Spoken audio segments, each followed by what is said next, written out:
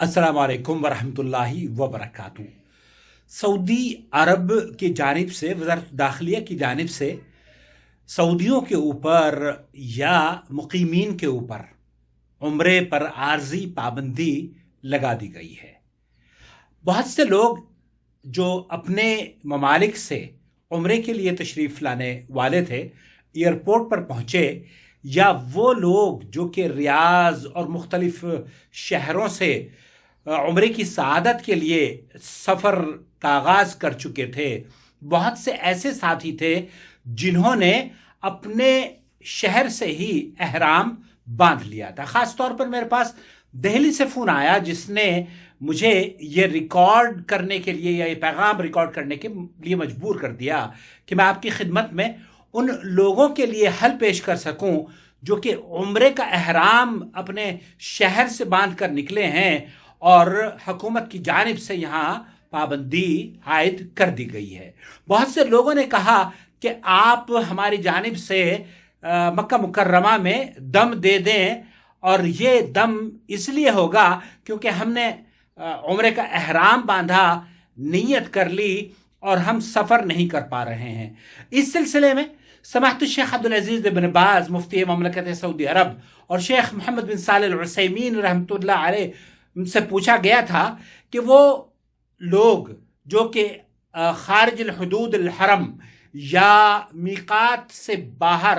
احرام کی نیت کر لیتے ہیں، احرام باندھ لیتے ہیں، اور وہ پھر اپنے سفر کو مکمل طور پر مکمل نہیں کر پاتے، گاڑی کی خرابی کی وجہ سے یا جہاز میں تاخیر ہونے کی وجہ سے یا جہاز کی فلائٹ کینسل ہونے کی وجہ سے، تو ان لوگوں پر دم کیا حدود حرم کے اندر ہی کرنا واجب ہوگا یا حدود حرم سے باہر بھی وہ دم کر سکتے ہیں، کیونکہ ان کا یہاں آنا منع ہو چکا ہے۔ سماحت الشیخ عبدالعزیز بن باز مفتی مملکت سعودی عرب نے اس سلسلے میں یہ رہنمائی فرمائی تھی کہ وہ احباب، وہ مسلمان جو کہ مکۃ المکرمہ میں آنے سے پہلے ہی، میقات سے پہلے ہی احرام باندھنے پر مجبور ہو گئے ہیں، اگر انہوں نے شرطیہ نیت نہیں کی تھی تو وہ پھر اپنے احرام کو کھول کر اپنے ہی ملک میں جانور ذبح کر کے دم دے کر اللہ کی رضا کے حصول کے لیے اس کام کو ضرور کریں، اور انہیں یہ کرنے کی کہ حدود حرم میں ہی ان کا دم ہوگا، یہ ایک غلط فہمی ہے۔ جو خطائیں حدود حرم سے باہر ہوتی ہیں، سماحت شیخ عبدالعزیز بن باز رحمۃ اللہ علیہ نے لکھا ہے کہ ان کے بارے میں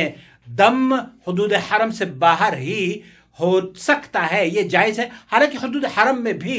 جائز ہے، لیکن حدود حرم یا میقات سے باہر بھی وہ اپنے